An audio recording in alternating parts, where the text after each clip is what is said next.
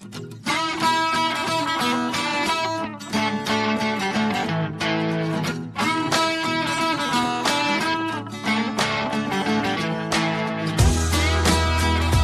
guys, welcome to another episode here of The Scott Show. I got my longtime friend and musician pal for, heck, it seems like it's been longer than... Long time. I don't know. To me, it feels like it's been like 20 years, but it hasn't been 20 years. But That's pretty close. We've done a lot. So basically, we're going to start off, but this is Stephen Dale Vincent. He currently has an album out right now called What a Journey that was just released a couple weeks back. And we're going to be talking about What a Journey here coming up in the timeline of what we're going to be talking about. So basically, kind of what the interview structure is going to be is kind of what the title of your album is, What a Journey. We're going to be talking about that journey here today with Stephen Dale Vincent. So basically, Steve, kind of let the folks know where you first was introduced to music, kind of what, I guess, got you into wanting to play. Right. Well, pretty much just started tapping on the drums when I was walking, really. Oh, yeah. Yeah. And I don't know, went from there to drums and then started playing banjo probably around 7 or 8 years old, I guess. So I kind of started playing both of them at around the same time. Dang. But Little League became a little bit more important when I was 7. Right. So I kind of put the banjo down for a while, but came back to that when I was around probably 10 or 11, and then never put it down since, I got you. So it was drums and banjo, through my teenage years, and then didn't really pick the violin up till I was about 20 or so. Gotcha. So to kind of give some context to the banjo, was that kind of more of your father's influence? Because I know the bluegrass is pretty prominent in your family. Right, yeah. Yeah, that'd be safe to say. Because he plays as well, right? Oh, right. Yeah, he played guitar. But yeah, you go to these bluegrass festivals and you always have 15 guitar players and one banjo player is probably playing with everybody because nobody else plays. Right. So I just didn't want to be another guitar player, really. I didn't pick up guitar till later. Gotcha. But so like in high school or middle school or anything, was you ever was you writing songs then, or was you working on honing your craft as a musician, or kind of? Yeah, through high school was mainly, again, drums and banjo. I started writing a little bit, I'd say. That's probably where my writing started, was, 9th, 10th grade, I'd say. Gotcha. Okay. Now, whenever you were, say, when was your first, live performance? First time you ever played out in front of anybody? Even if it was like a family event or something like that, or? I had one family event that I did drums. I used to do, the tracks behind me, and then I'd play drums along with the tracks. I've always done that. But at Dave Surbeck's out in Patterson, I got on top of a flatbed trailer. There's your stage. And that was probably the first one. But really after that was Patterson Opry was really the first, big stage that with lights and everything, right. Now, was the Patterson Opry, was it still at the old Patterson High School where it's still at? Right. Okay. Right. Yeah, I wasn't for sure. Because from growing up, I knew where it was at. But I didn't know that if it was ever at another location, because I know sometimes things change, I don't know if it was. I think it was originally there along the tracks at Cox's auction. Really? I think maybe. I don't know. But anyway, somebody out there, if you know, let us know. It'd be an interesting fact for us here. So did you ever, after playing around on some drums and stuff like that, did you ever play any local area bands, or was you kind of always geared towards, I guess, what was the point that made you realize that I want to do music like more of a full-time thing, not as just like some hobby that I do on a Sunday afternoon or something like that? I don't know. It's a good question, really. I never could get away from it, really. Gotcha. When I would sit and play music or banjo, drums, or either one, it would be for hours. It wouldn't be for a half hour. Now, let me tell you something. When he says about practicing for hours, I've heard it and I've experienced it. So I know that he practices more than anybody that I know of that does any kind of practicing. Well, luckily I don't have to practice now. Well, no, no. I was speaking more to the time whenever you learned where he's learning piano. But all of them took a lot of time, Mm-hmm. But practice years are over now. It's just fun. So kind of tell us what after high school, what did you? Well, you went to the military. Yeah. After high school, didn't you? Yeah. And then what'd you do, like after where you came back, what was, as far as music, how did that play into your life? And like, what was the next, like, I guess, milestone or event in the timeline that happened? That was probably to move to Nashville. You know, I had to have money to move to Nashville, so I was in the reserves at that time. I did some volunteer work up in Peoria. That was when the first Gulf War was actually started back, you know, early 90s is when it started, but things were coming back, trucks were coming back, right, stuff like that. So I went to Peoria to help. I was a mechanic, so I fixed all the trucks that come in. Oh, cool. I didn't. Well, that was my way of getting money to get to Nashville. Oh, hey. You know, I had to have a way to get to Gotta Nashville. have a plan. So a couple months worth of work there would allow me to get to Nashville. So that's when I had enough money, I said, I'm out of here. And just rolled to Nashville, man. So what was it like? Had you ever been to Nashville prior to that? Yeah. You moved there without ever even going? Oh, my goodness. Like thousands of others, just, I'm going to roll into town. And I just felt like I could roll in and get a job like everybody else, you know? Yeah. And man, that's crazy. It was very scary, I must say. I've thought, like, years ago, I thought about moving down there. But I was like, I'm going to go check it out. Because I couldn't even, because that's a very intimidating town. Yeah, it was. To move to. So, I mean, there's anybody that listens to any interviews with other country artists or any musical artists, there's even more than country music that comes out of Nashville. But man, I couldn't imagine just not ever even visiting it one time and just moving there. Wow. Yeah, I guess I didn't really think about some of the fear part of it, I guess. Right. I was young. I mean, you're talking 20, 21, so it was just, I knew this is what I was going to do. But, you know, after a week looking for a job, you don't find a job. Right. And then the car breaks down, and then there was a lot of things that were roadblocks. So how was you able to overcome some of them roadblocks? Just had to go. Back then, you didn't have to fill out so many applications like you do now. Right. I mean, I literally went to a truck terminal, I think it was, and walked in and just said, I need a job today. Yep. You know, I'm from out of town. I need a job today. And he said, well, go down to this other place, you know, that deals with aftermarket auto parts. Mm-hmm. He said, they're always looking for people. So I just walked in and said, I want to see the manager right now. I mean, Dang, I don't know how I man. pulled it off like that back then. But and luckily, the manager, was from Peoria, Illinois. What? Yeah. I walked in and I said, hey, I'm from Illinois. I said, I need a job right now. Right. That was on a Friday, I remember, because I was like, I'm about out of Mm-hmm. time, out of money. That was on a Friday, and he said, come back Monday. Wow.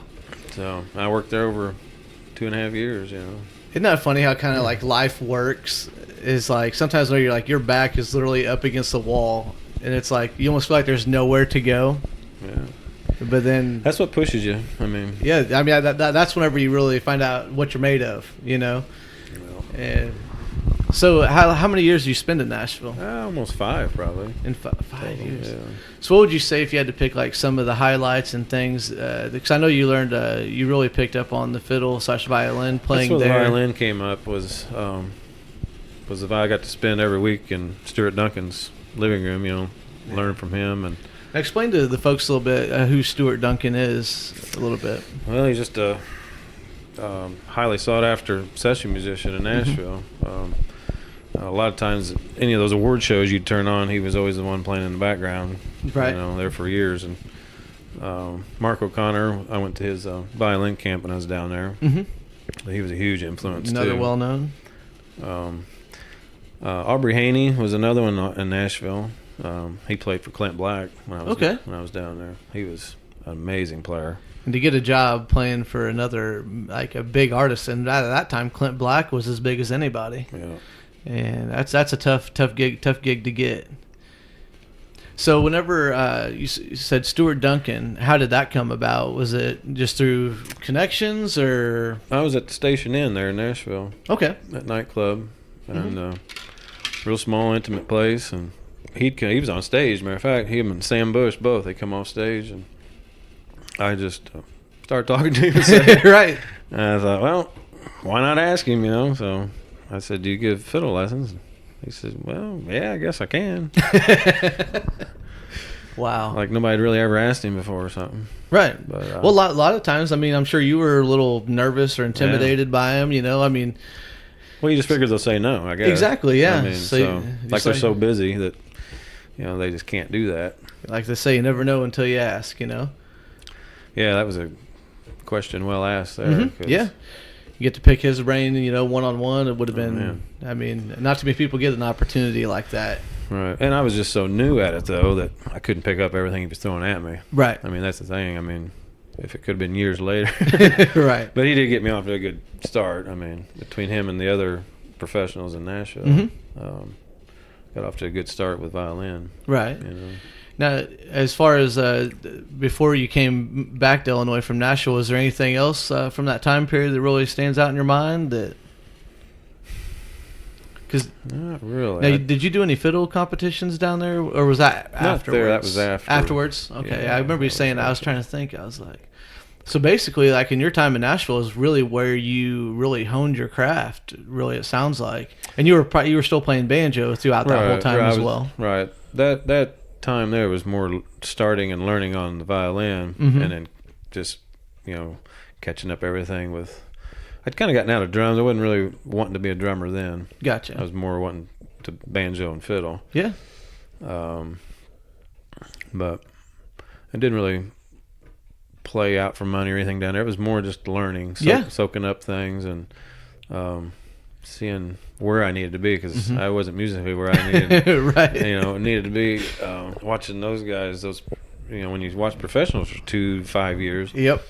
You see where you need to be, and then I knew I could get back to Illinois and then practice more and grow off there. that. I couldn't practice enough there. Just time you work 8 hours and kids and where you're going to practice. I knew I needed at least 2-3 hours a day to catch up with them guys. Yeah, you ain't. I mean, let alone the 8 hours working to drive to and from is always adds into that time frame. So I mean, time definitely becomes a big issue there. But that's pretty interesting, because to be able to spend time to hone your craft, some of the best advice I was ever given was always be preparing, because you never know when you're going to get the call or to do something. Because if you're not prepared for something, I've played gigs unprepared before, and it's just no fun. It's horrible, yeah. Yeah. And like I always tell people in Nashville, like you said, that you learned a lot from even just seeing people play down there. And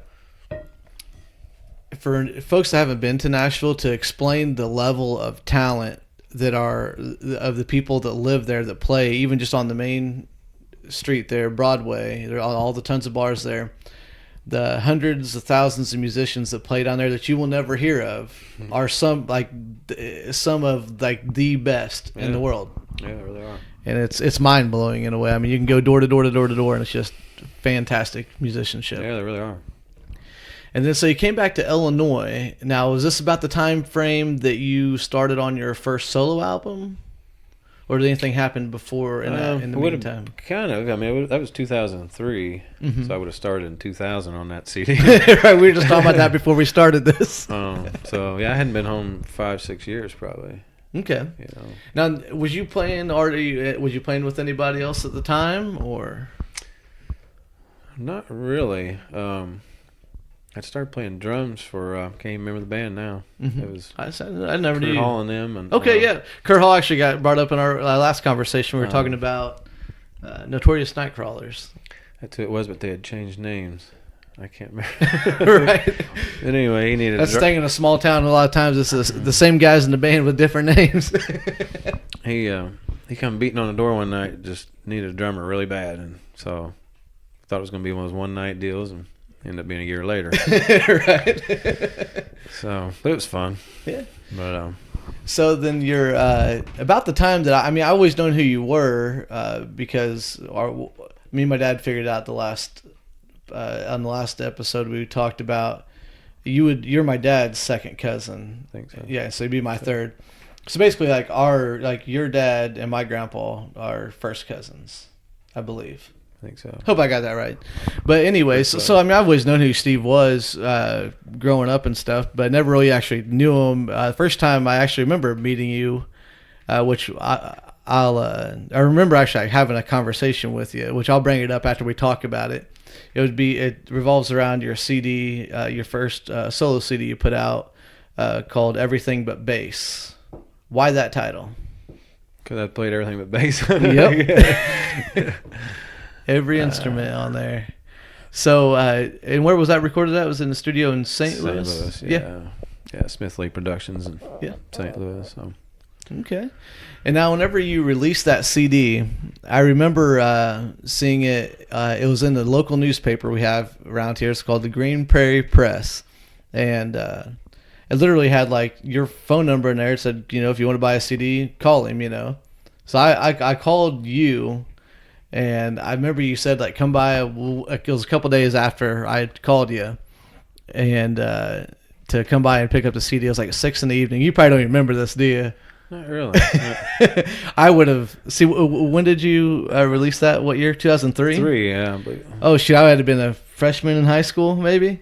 And so I remember going, I think you were selling them for $10, or 10 or 15. Probably. And so we're knocking on the door and meeting you. I was like, this guy, he's freaking got a CD. He's living in freaking Whitehall. This is crazy. I mean, as a kid, that I've always played music growing up and always aspired to even let alone record something, And so I got the CD from him, and I think that was probably the last time I really actually had a conversation with you until about 7 years later in 2009 or so.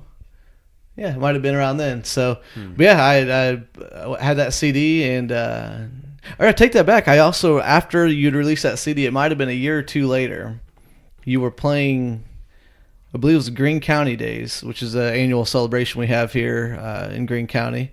You were playing the Greene County Days here in Whitehall. You had a drum set. You had a snare drum, you had a bass drum, a hi-hat, I think a fiddle and a microphone, or a banjo and a microphone. It was a contraption of a lot of instruments on one person, and you were just kind of doing it all, and you played a whole set. Do you remember doing that? Yeah, I think I remember doing that. That was crazy. Yeah, it's a lot of work. Yeah. I could imagine. I have a hard enough time playing guitar and singing and tapping my foot, let alone even trying to do anything else. Man.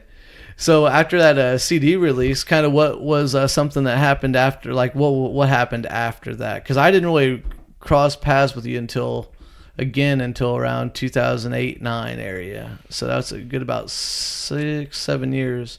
Was that what you started playing with Rick by then? Yeah. Rick Sievers? Right. I went from playing drums with that band to got in with Rick Sievers and Wolf over in Cantsville. Wolf Grissom, yeah. Yeah, Wolf Grissom. And we just played everywhere. I mean, for almost 20 years now. I quit them after this last year. Mm-hmm. And definitely one of the top 3-piece acts in the area. I mean, you guys, and just the catalog you guys had was something always. You never saw the same show twice.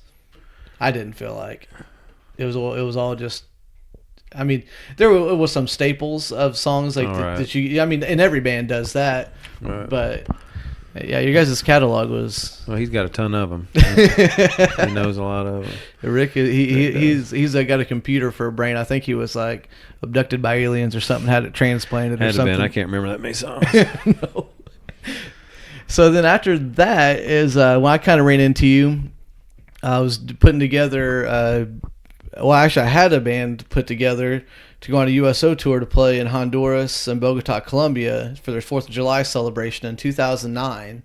And at the time, my drum player hadn't gotten his passport, so I was like, well, what am I going to do? And I remember I was at Paradise Club in Whitehall. I do remember still that. Here. You remember that night? Yeah, I do remember that. I remember where we were sitting at, too, because you walked down the stairs, and they had the little L-shaped bar, and you were sitting right there. And I was just talking to you just about kind of things that had gone on. We had never played music together. I don't even think you probably ever heard anything I'd ever done or anything. But we knew each other. Right. And I just remember telling you about asking you if you knew of any drummers, and you were like, I play drums. And then so I was like, well, okay. So I got your number, and we then literally I think that was and you already had your passport.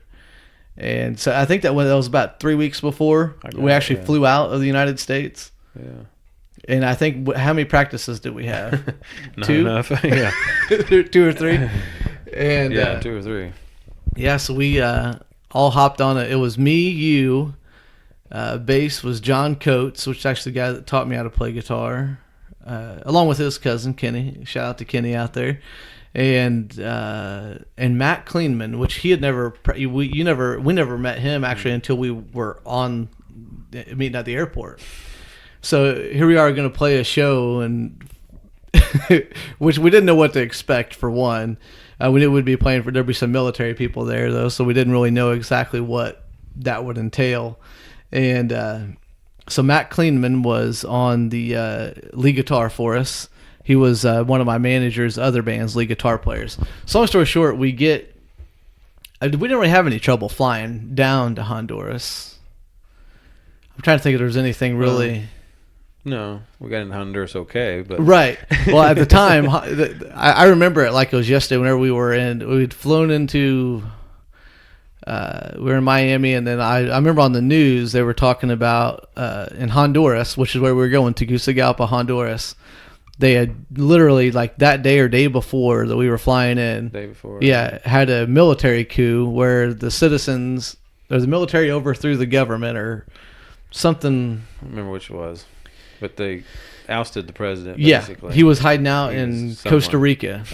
And so it was pretty... I was kind of naive at the time. I didn't think... I was like, it ain't no big deal, you know. I don't know. What was kind of going through your mind? I didn't think it was a big deal until we got there. Mm-hmm. And my whole mind changed. Yeah, it kind of explained to folks what happened where we got to the airport at Tegucigalpa, Honduras. Let alone the landing was pretty wild. The landing... And to find out, it's the second dangerous airport to land in. I believe that. I've seen it on TV. Yeah. Look her up on YouTube, landing at Tegucigalpa, Honduras. It is pretty crazy. But no, you mean getting into the airport itself when we get off the airplane. Right.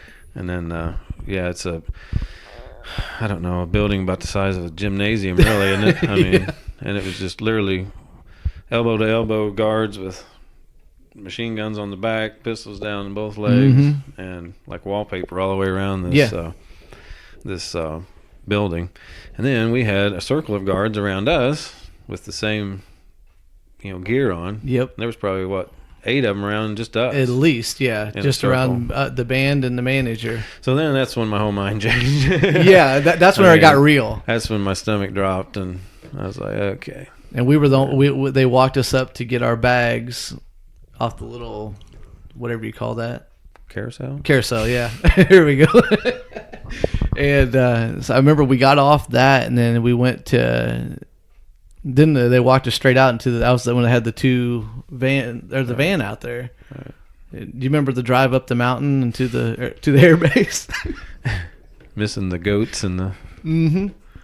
And they don't respect other people's driving there. No, and I remember the guy told us that he was driving the van the whole time, and was it second gear the whole time? It sounded like RPMs were 4,000. And that they don't respect the driving there, they don't really respect the lines on the road like we do in the States. It's just kind of a free for all. If you want to pass, you pass, and if somebody's coming, oh well. Yep. They better get out of the way. Get over. They got brakes. Then we finally got to the base, and due to the coup, we weren't allowed to go outside of the base until the day we left. So we were there for maybe 3 days. Yeah, I think so. And because they had originally the itinerary had plans for us to go outside of the base and do different things. And I don't remember a whole bunch from the base other than staying in that hooch and then the different bars. A hooch has a living room in the center, and then there was maybe 6 bedrooms off of it. Probably. And no bathroom.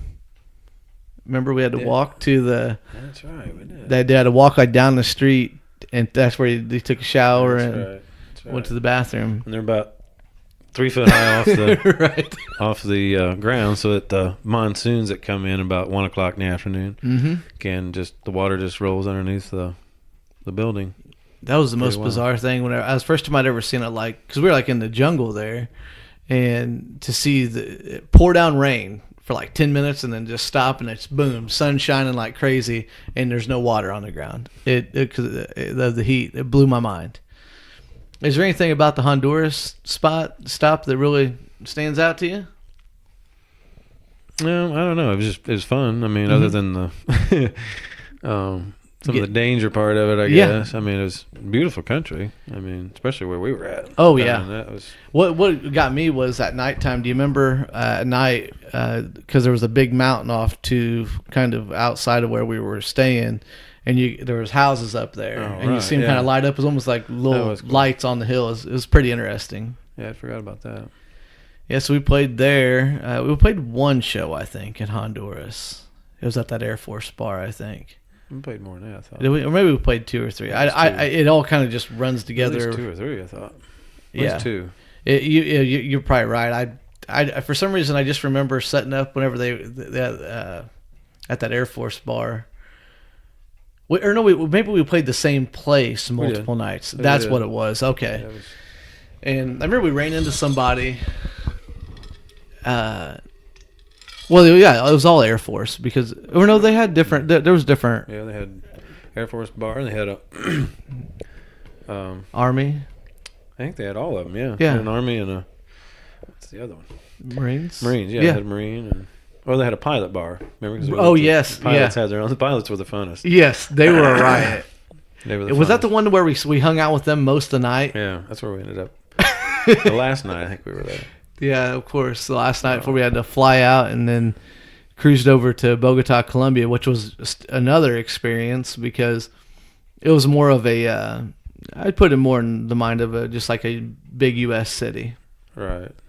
Yeah. Except for getting, do you remember whenever we got there, what they warned us about? I remember. About the powder that they could put on your skin that would knock you out and they'd steal all your money.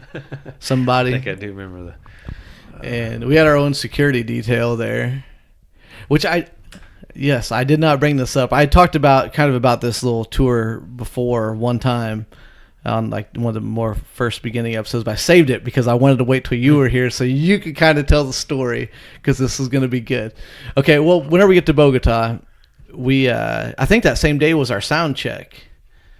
And Sony was running sound there. And I remember now from where we were playing at in Honduras, were you kind of expecting the same kind of place to play at? Yeah, I didn't know what to expect, but I figured we're playing at a embassy. It's U.S. Embassy. I thought we'd be playing like inside at like a room or something, a ballroom. I didn't know they'd be setting up a honking stage out front and over 5,000 people being there. Yeah, I didn't either. That was when it got real whenever we were up there doing sound check. And I just remember like, holy crap, this is wild. And I remember Matt Kleinman, he was like, this is going to be the best time of our lives. And he was, I'll talk more about Matt here. Actually, I'll go ahead and just say it right now. Matt actually ended up passing away 6 months or so after our tour. But we got, the whole time we hung out with him and got to know him literally from that week was pretty cool. And he was a super talented guy. Yeah, he was. Very heck of a singer, heck of a guitar player, and a great hangout. He was, I remember, I'll go ahead and tell this story because I know that he'd want it to be told. After we played at the 4th of July celebration in Bogota, Colombia, there was a group of people that we were all kind of talking to, and they ended up having like a party like somewhere out in the city, and he went to it, remember? He was left with the strangers. None of us, we were all too scared to, and Matt's like, what's the worst that can happen? And he went and did it. He was there and ready to go the next morning where we left. And he was a great time. And so after that first day, whenever we did the sound check, that we went back to our hotels, which we were actually staying in a Holiday Inn, like a brand new one. That floor was. We might have been the only ones staying there. That was we were the first ones in that room. I remember hearing in the morning, boom, boom, boom, people like working on another floor or something somewhere. They were a floor above us. But that night, I think it was just me and you, decided to go out. We went out to a bar that was just right kind of across the street. That was whenever you got up and played fiddle. Yeah, we were all there. We all four were? Yeah. I'll say I can't remember off the top of my head. It's just like it was so long ago. But what kind of band was it? Were they like a jazz band, salsa band, or like that Sky maybe? Or or ska band? Yeah. Yeah, that's what it was. There's like 15 people in the band. It's the biggest band I've ever seen in person. Yeah. And I remember you got to talking to one of the guys in the band, I think, didn't you? I think the waitress got somehow tipped off that we were musicians from out out of town, out of country, or whatever. Right. And then it got down to the band somehow. And then you had to go back to the I think hotel. I must have didn't went you? back and got the fiddle. Yeah. Because I didn't take it with me. I mean, Yeah. I wasn't planning on playing. Shoot. And then I caught a little video of it, and actually I'll throw it up at the very end of this podcast. I'll throw it up on there so y'all can check out Steve rocking out in a whole nother country. But that night was a trip, and then trying to figure out the money thing, like the conversion. I had no clue what we were paying. we were probably paying $100 a beer or something. Yeah, $50 for a cheeseburger. Oh yeah. Well, I think it was. Was it after that? Was it that night? Or was it after we had played at the 4th of July that we went to McDonald's? Well, one of my things was I thought I was going to go to a foreign country and hear some good foreign, like, I don't say good, but I mean different music. Yep. And the first night we go to that bar on the corner and they're playing Johnny Cash. Yeah, we're sitting. I mean, Steve, I remember we play every weekend. We were like a $10 pitcher of beer, and we're sitting there and thinking that it's going to be something. And yeah, it was. I want to say it might have been Ring of Fire or Folsom Prison Blues. Yes, that's what it was. I'm thinking, I hear this every weekend. Yep. I wanted to go to Columbia to hear their music. I know, they're playing our music. Blew my mind. I could not believe it. Can't get away from it. And then so following that, we went to go play the show at the embassy. What was kind of from your side? What was your experience of getting up there on that stage and looking out? I mean, it was a sea of people. It was, yeah. I felt right at home. I felt like I'd finally was like, this is where I belong, really. Right. I mean, I didn't really have a lot of nervousness in me. Of course, drumming, you're back there and you just kind of get in your own world. I think, I'm more comfortable playing drums probably than anything. But yeah, I felt right at home. Felt like. You also played fiddle on that. Did you remember? Yeah, I did. Yeah, I remember that now. You played the bass drum and the hi-hat and the fiddle. Speaking of what we was talking about earlier, I believe we did a cover of Simple Man and Matt sang it. I believe. I could be easily wrong, but there ain't nobody here to prove me wrong. So it's like, but I'm pretty sure it was on a song, and I remember people thinking that was pretty cool. I remember it vividly in my mind. Because the first song we opened up with was a cover of Hootie and the Blowfish, "Only Want to Be with You." And I remember turning around to you and looking at you where you clicked off the 4 clicks. I remember hitting that first open E, and I was just I remember looking down at my moccasins with the light blue lights just shining down, and thinking, "This is insane!" It flew by so fast. Oh man. The biggest thing I remember, another thing that sticks out in my mind from that night was looking out and seeing a guy. He had a University of Texas hat on. For some reason, I can still see it like it was yesterday. And so we played the show. The show was fantastic. We got to meet the ambassador beforehand back in our dressing room.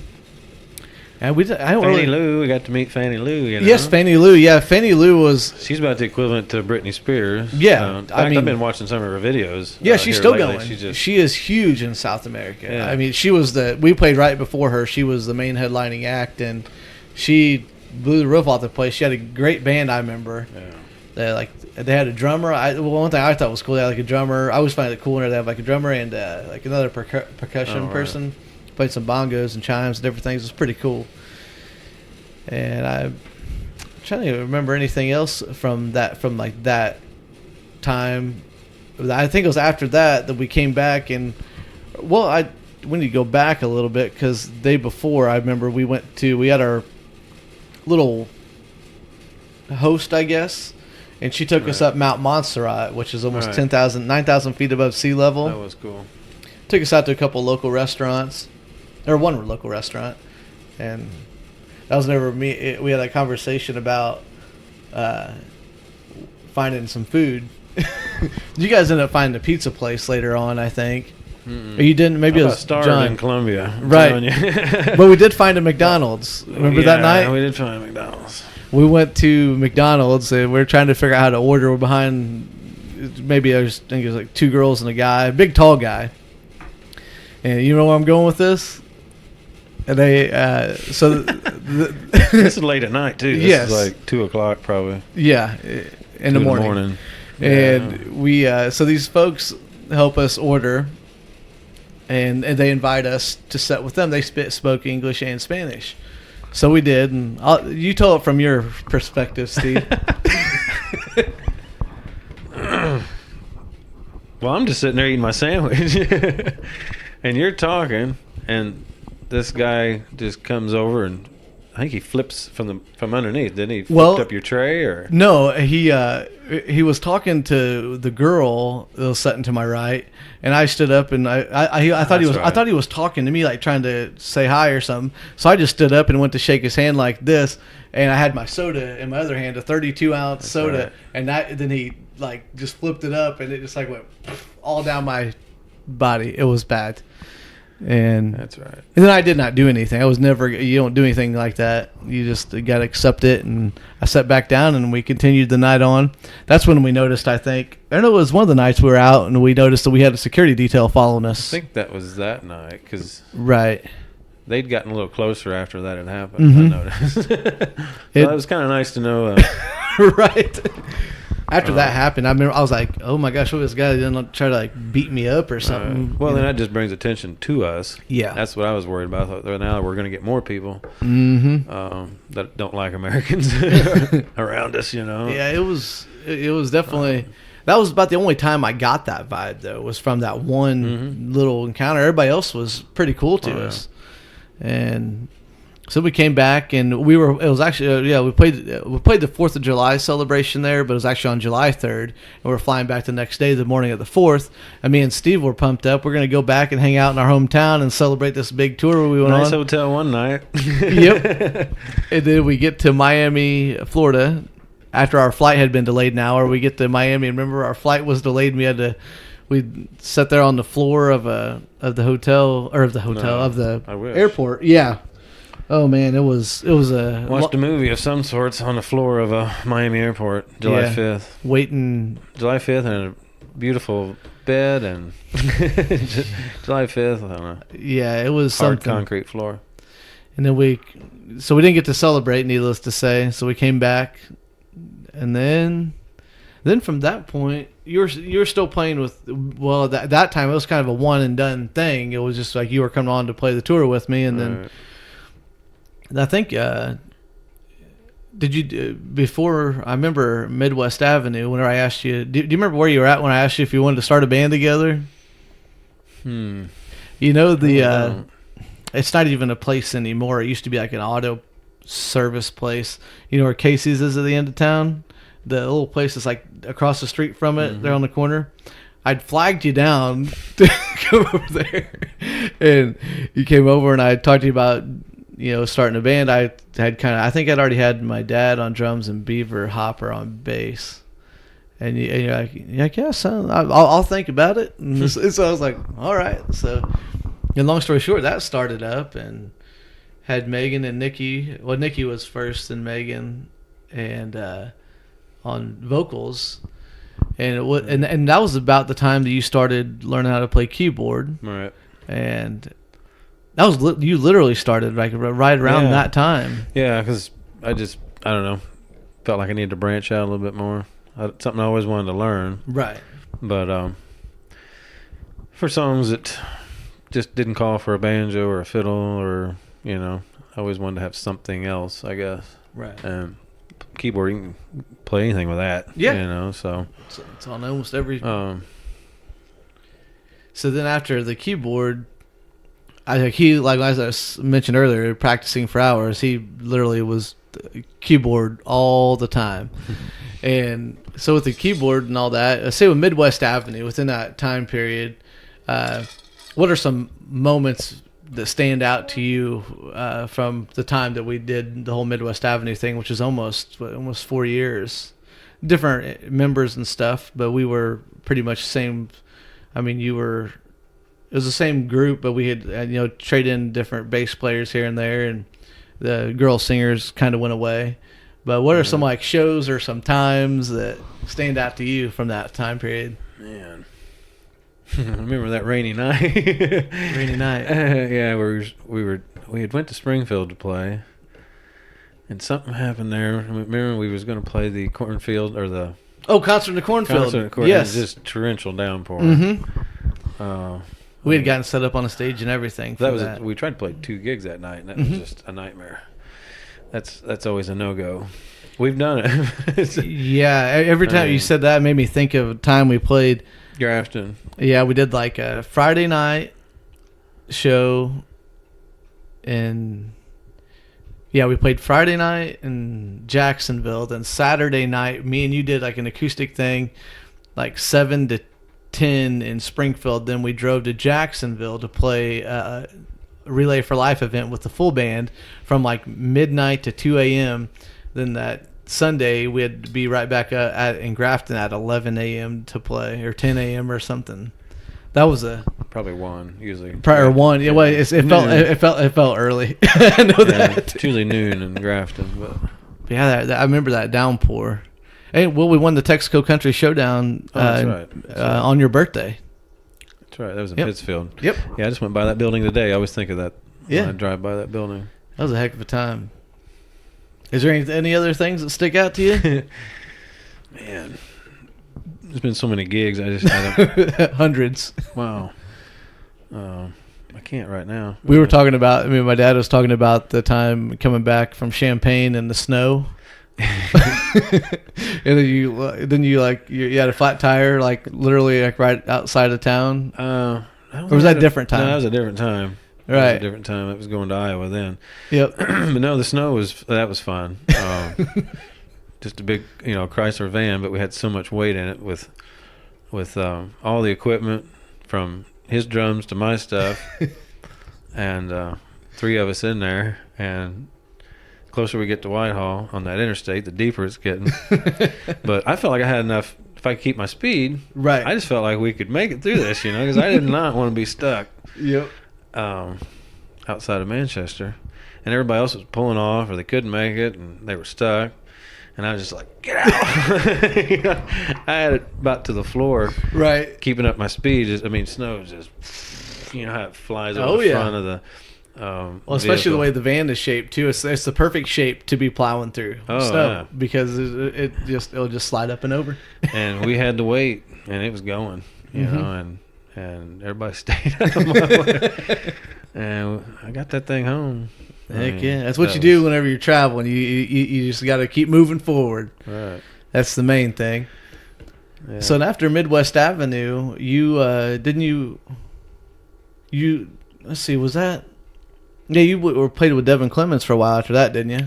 Yeah, well, Gracia Harrison. Right. Yeah. So I see that all was kind of at the same time. Well, yeah, I played with her for like a year or 2. Okay, so that was afterwards. I couldn't remember. Played with her for a year or 2, then went with Devin for another couple of years or so. So yeah, we both played in Gracia's band. I mean, you played in the full extension for Gracia Harrison. She was on The Voice season 3.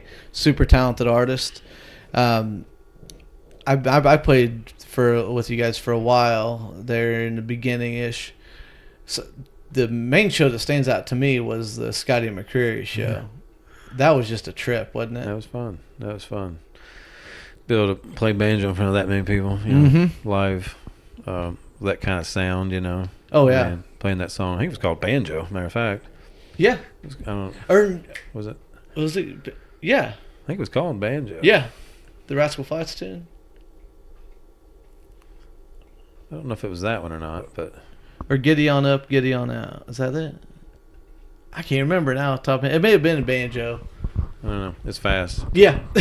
That's what I liked about it. But it was that crowd was amazing. I remember I was just blown away by that, and just I don't know, something about that. When you get so many people together, that energy is just energy's great. Yeah. Nothing really comes close to comparing. Like that you can. That's nothing tangible, I guess. Right.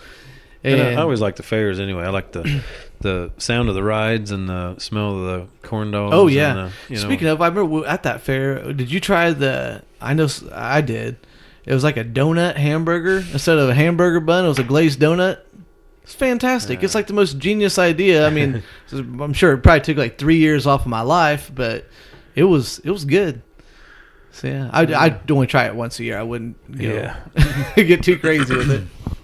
So after that, you played with Devin Clemens' band, and then after that, you were still continuing on playing with both of you guys. I mean, you and right. Rick, and yeah. pretty much just in 2 bands at that point. And then, so when at what point was you like, I want to do another solo CD? Did you feel like you had like some unfinished business, or? Well, I think I'd finally had enough songs written up, not only for 1 CD, but I knew I had enough for 2 if I really needed it. Mm-hmm. I was just really getting a whole catalog song. I mean, the songs over the last 5-6 years have just really come on. I mean, but that's kind of where I wanted to change and start writing more anyway. Yeah. I mean, I've played so much music that music's still fine, but I want to try other challenges. Of course, yeah. And that's just what rounds out a musician, I think. So. Yeah. So then, whenever you decided to go on to do this next record, because I didn't point out earlier that your first record, your first solo record, was Everything But Bass, was a Christian record, right? And so, what kind of kept? I know you've written some other secular songs here and there, but what is it that kind of made you jump right back to stay on that same track and go with the Christian genre? Well, that's just what I want to do. That's what I'm called to do. I got you. I know that. The words that I get are from him. I mean, they're not from me. I mean, I can't come up with this kind of stuff. Right, I agree, man. But like you said, I do enjoy. He's given me the ability to write anything, really. Mm-hmm. I mean, I can write Christian, I can write country, I could write rap if I really wanted to. I mean, I think you did. I remember a song. I think you were working on one. This was years ago. I remember vaguely you working on one. I remember going on your basement, you're like, "Hey, check this out." I'm like, it was like left field from what I was expecting from Steve, but it was cool. So then so was this like? So what was the process after you decided? Hey, I really have enough songs for this project, and I want to go forward with it. It's like, what was the next things that happened after that? Well, I knew I didn't have the recording studio was my biggest holdup, and last summer it just kind of hit me to start investing in that kind of equipment and really just do it on my own instead of trying to find a studio. Yep. Because as you know, that is a nightmare. Mm-hmm. So it was finding the software and yep. I mean, last December I just picked some software, ordered it, and by Easter I had a CD. So I couldn't believe it. He told me, he's like, "I'm building my own studio." I'm like, I mean, I knew if Steve puts his mind to something, he's going to do it. But I'm like, that's a crazy venture to go on, because in the little I've dabbled in it, in recording yourself, it's a job in itself. It's just like learning a whole nother language in a sense. So how was that process of really just setting yourself down and be like, all right, you're going to do this? Well, it was intimidating. I mean, luckily we had YouTube, because it took me 3 days to even get sound through the computer. I mean, to even get a signal, and everything just took days. It seemed like to work out. But I just thought, man, if I could get this learned, it's like learn another instrument. Yep. And that's how I had to really look at it. This is something I'm going to be doing for all the rest of my life. So I need to learn it, because I've done everything around the recording part. I mean. Yeah. Playing all the instruments, singing, doing everything, but I just didn't know how to record. So I thought, why not? And with last winter being perfect winter to record, I mean, a lot of bad weather. And every winter, I just think, man, I could make a CD almost every winter if I wanted to, because weather gets bad. You can, right. Nothing else to do, So I guess, for that record too. You played all the instruments on there, but something was different this time. You did play bass on it. I did play bass on it, yeah. So what made you come up with the title of What a Journey for it? Because sometimes people use like the title, like a song as a title, but you decided to go with just a title for the whole project. Right. Well, it's just summing up my life, I guess, at this point. It's just been a long ways ago, and been, like I say, doing this since I was really walking. I mean, I got that picture on the back of that CD I can't be but 5 or so probably on there. I had drums and beating on a drum set and a guitar over my shoulder, at 5. So I just really don't remember not doing an instrument. Yeah. I mean, it's just been that long to where I always remember just hitting on drums or Yep.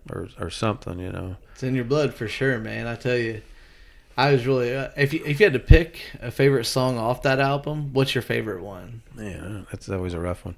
On Your Way to the Cross is really. Mm-hmm. And that was cool too. What you did with the, I remember you speaking of the idea before you actually did it.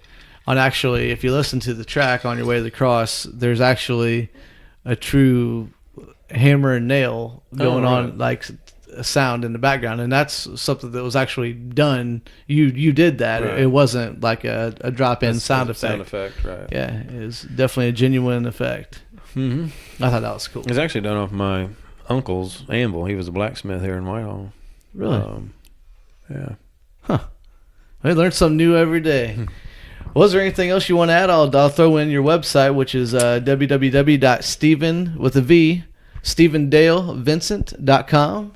You got a new album out called What a Journey, and it is a fantastic record. And you can check him out on Facebook as well. And I'd say my favorite song still stands up to being Hand in Hand. Oh, right.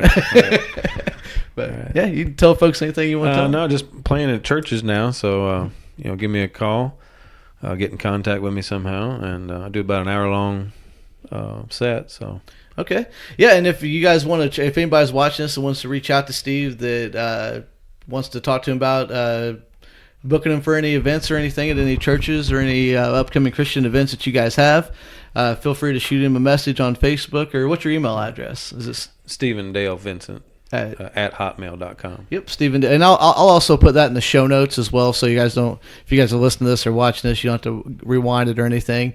It'll be right in the show note descriptions right below, as well as his website. And I'll put in a couple of the links to Apple Music and Spotify, so you guys can check out his new record as well. And you're also selling the physical copies of the CD, right, which you can order on your website. Right. Yep. Right. All right, man. Well, I appreciate you coming on the show, man. No problem. It's been a great time. My brother from another mother. This is Stephen Dale Vincent. Be sure you check him out. Thank you guys for tuning in.